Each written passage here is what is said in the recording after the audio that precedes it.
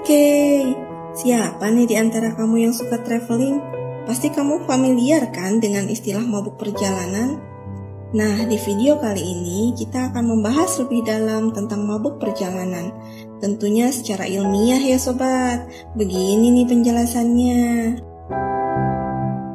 Umumnya, kita menganggap gejala mabuk perjalanan adalah mual dan muntah.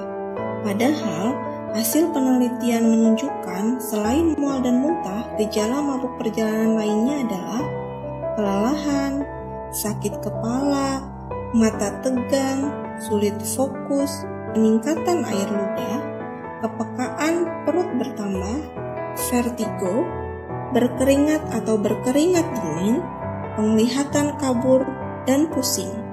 Ini terjadi baik dalam keadaan mata terbuka maupun mata tertutup. Tingkat mabuk perjalanan juga dipengaruhi oleh kerentanan individu masing-masing dalam keadaan transportasi atau lingkungan yang bergerak secara dramatis atau dengan cepat atau secara tiba-tiba. Lalu, kondisi bagaimana sih yang memicu mabuk perjalanan? Sobat K, semua kendaraan berpeluang membuat penumpangnya mabuk perjalanan.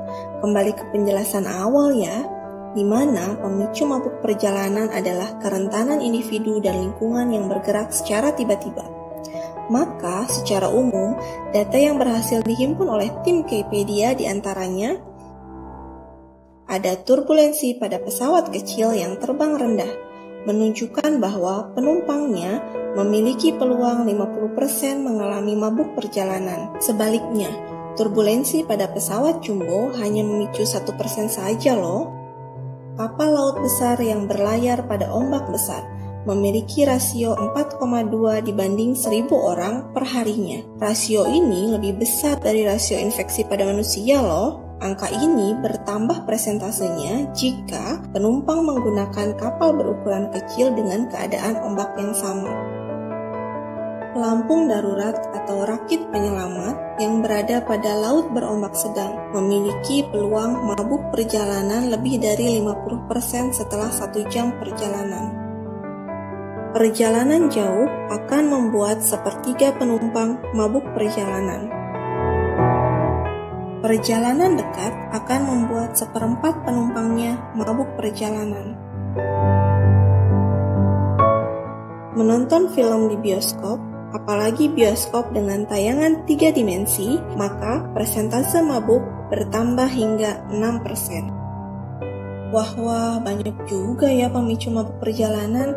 Jadi, siapa saja yang tahan dengan mabuk perjalanan ya?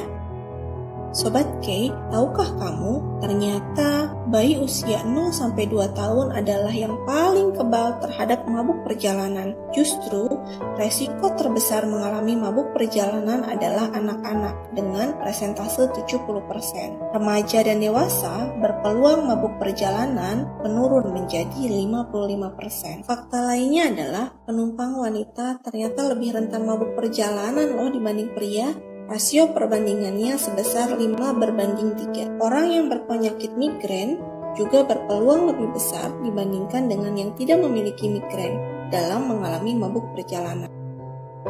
Lalu, bagaimanakah mekanisme mabuk ini dijelaskan secara ilmiah ya?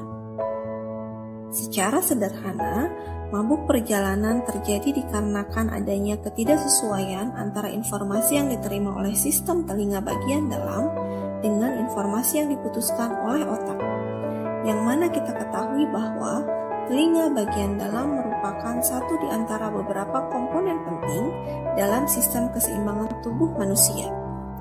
Konflik informasi ini terjadi setidaknya di antara sistem telinga bagian dalam, saraf mata, saraf kulit, saraf otot, sehingga informasi yang diterima otak menjadi tumpang tindih. Misalnya, ketika kita berada di dalam kendaraan dan menatap bagian belakang kepala penumpang yang duduk di depan kita, maka mata kita merespon bahwa posisi penumpang yang duduk di depan kita dengan posisi kita adalah statis atau diam.